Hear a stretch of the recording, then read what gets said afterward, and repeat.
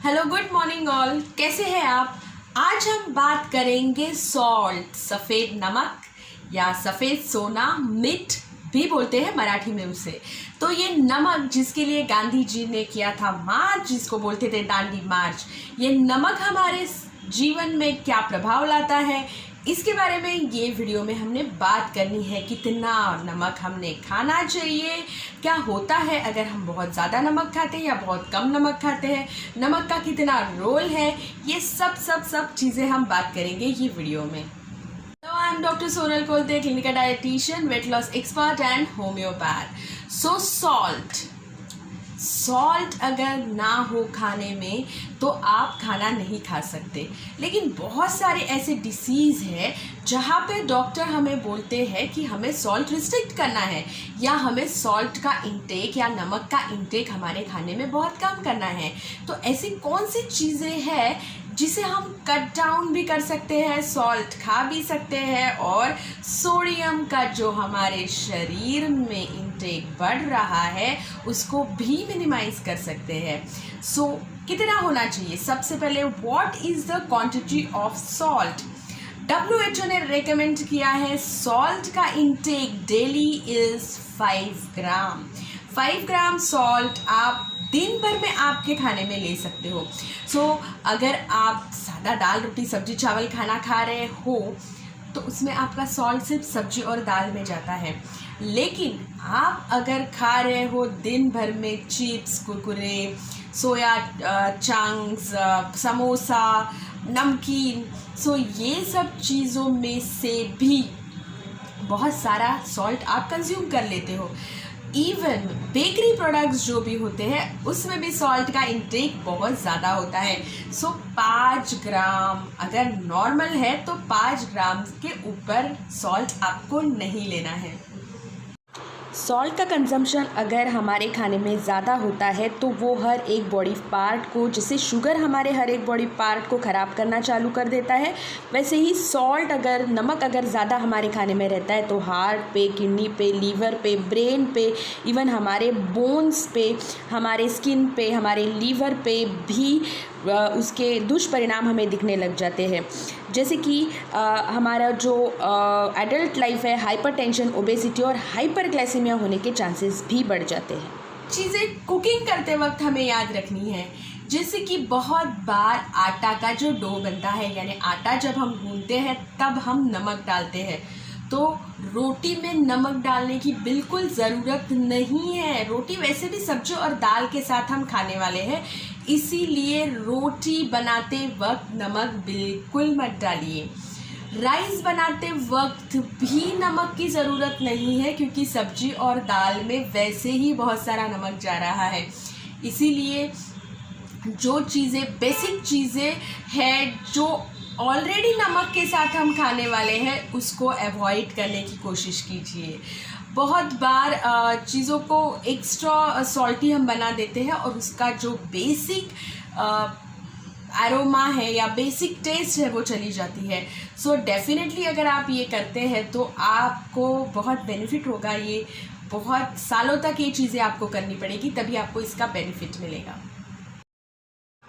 Table salt के साथ बहुत सारे हिडन सोर्सेस ऑफ सॉल्ट भी हमारे डाइट में रहते हैं, जैसे कि सॉल्टेड बटर, अचार, पापड़, रेडी टू कुक फूड जिसमें बहुत ज़्यादा सॉल्ट का उपयोग होता है, चिप्स, मैगी, केचप, उसके बाद मेयोनीज, जो भी जितने भी डिप्स है उसमें भी बहुत ज़्यादा सॉल्ट डाला जाता है। Cheese, ready to eat food, ready to cook food, दोनों में ही सॉल्ट का इंटेक या सॉल्ट ज़्यादा रहता है। इसको हम बहुत बार काउंट नहीं करते, भले ही चीज़ें हम थोड़े कम मात्रा में खाते हैं, लेकिन इसका फ्रीक्वेंसी अगर रोज़ का है, डेली आप अपने खाने में ये चीज़ रखते हो तो ये एक्स्ट्रा सॉल्ट आप कंज्यूम करते हो जो आपके बॉडी के लिए उतना अच्छा नहीं होता। इसीलिए हिडन सोर्सेज ऑफ सॉल्ट को भी आपने याद रखना चाहिए और उसकी फ्रीक्वेंसी आपके डाइट में जितनी कम हो सकती है वो रखनी चाहिए। इसके रिप्लेसमेंट में क्या होना चाहिए ये मैं डेफिनेटली आपको बताऊंगी। केचप को आप रिप्लेस कर सकते हो बहुत सारी होममेड चटनियों से, कुकीज़ या अगर बिस्किट्स है जो बहुत ज़्यादा सॉल्टी है तो उसको आप रिप्लेस कर सकते हैं फाइबर रिच बिस्किट्स, खाकरा या ठेपला से। सॉल्टेड बटर है तो उसको बना सकते हैं आप अनसॉल्टेड, घर में भी बन जाएगा या बाहर भी आपको मिल जाएगा। इस तरह आप अपने खाने में से हिडन सोर्सेस ऑफ सॉल्ट को एलिमिनेट कर सकते हैं। कौन सी ऐसी फैक्ट्स और मिथ्स है जो सॉल्ट के बारे में बोले गए हैं? जैसे कि फैक्ट है कि सबने 5 ग्राम के ऊपर सॉल्ट नहीं लेना चाहिए, लेकिन कुछ लोगों का ऐसा मानना रहता है जो कि मिथ है कि हमें तो ब्लड प्रेशर नहीं है या किडनी का प्रॉब्लम नहीं है या मुझे लो बीपी है तो मैं ज़्यादा सॉल्ट खा सकता हूँ। ये मिथ है।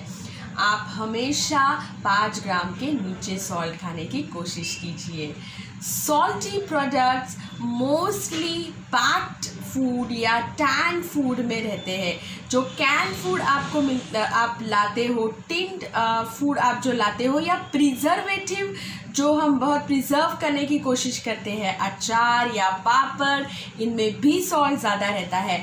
तो अगर आपको डॉक्टर ने सॉल्ट खाना रिस्ट्रिक्ट करने के लिए बोला है तो ये चीज़ को कहिए ना और हाँ कहिए एकदम सिंपल खाने को।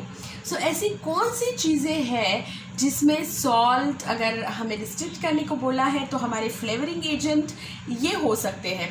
कम सॉल्ट की चीज़ें खाने में उतनी अच्छी नहीं लगती है, लेकिन अगर हमने हमारी चीज़ों को बाकी अदर चीज़ों से थोड़ा सा फ्लेवर कर दिया तो हमें न्यूट्रिएंट भी अच्छे मिल जाएंगे और सॉल्ट का इंटेक भी कम हो जाएगा।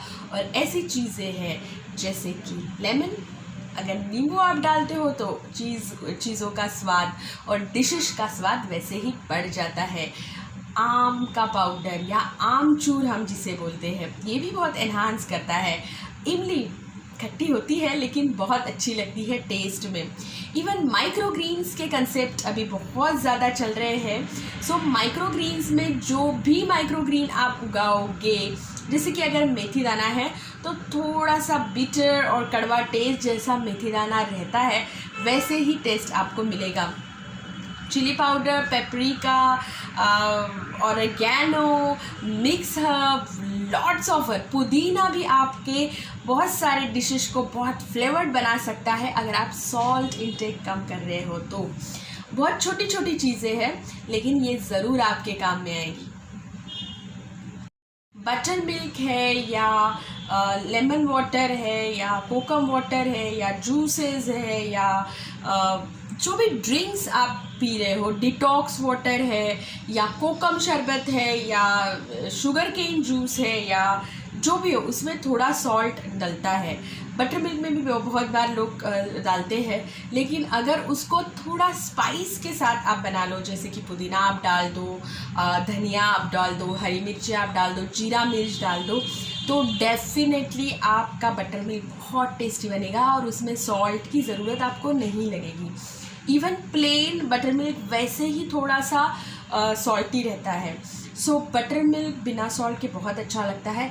इवन अनसॉल्टेड बटर आते हैं, बटर्स में मोस्टली सॉल्ट रहता है, लेकिन अगर आप अनसॉल्टेड बटर खाते हो तो वहाँ पे भी आप अपना सॉल्ट बचा सकते हैं। सो डेफिनेटली सॉल्ट हमारे जीवन में बहुत मायने रखता है, लेकिन अगर हमने उसको प्रॉपर तरीके से प्रॉपर क्वांटिटी में खाया तो वो हमें कभी भी प्रॉब्लम नहीं क्रिएट करेगा। So sodium, chloride, potassium, all type of जो मिनरल्स हम बोलते हैं, ये हमारे शरीर का बॉडी फ्लूइड प्रॉपर मेंटेन करते हैं। इसकी अगर डेफिशिएंसीज हमारे शरीर में हो जाती है तो हमें बहुत डिजी लगना या बहुत बार समझ में ना आना, बहुत कन्फ्यूजन के स्टेट में जाना, ये चीज़ें होती हैं। मार्केट में बहुत सारे सॉल्ट आपको मिलेंगे, पिंक सॉल्ट, रॉक सॉल्ट, सेंधा नमक, काला नमक, n number of salt. All salt have same sodium, potassium, chloride का quantity.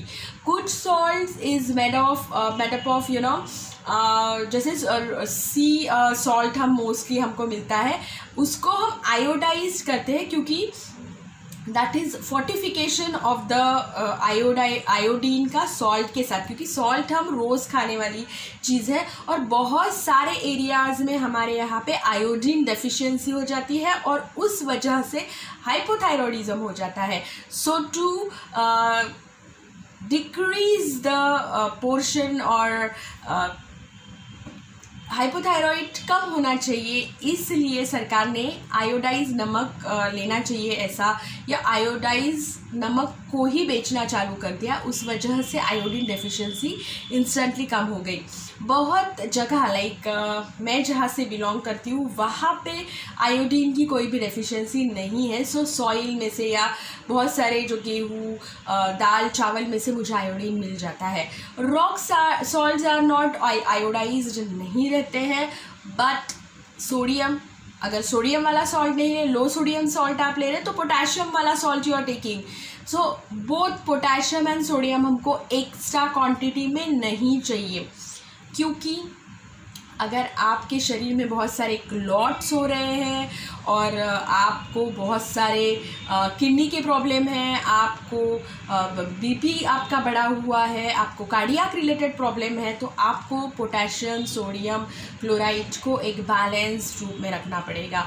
इसीलिए मेरी सलाह है लो सॉल्ट, नो सॉल्ट नहीं, लो सॉल्ट 5 ग्राम की तरफ हमेशा याद रखिए, क्योंकि पता नहीं अगर बहुत ज़्यादा अभी खाओगे तो शायद आगे की लाइफ में वो 5 ग्राम भी नहीं मिलेंगे. इसीलिए जितना हो सके अपने खाने को क्वांटिटीफाई करने की कोशिश कीजिए एंड हेल्दीफाई रहिए. So healthy you, healthy me and healthy India. Bye bye.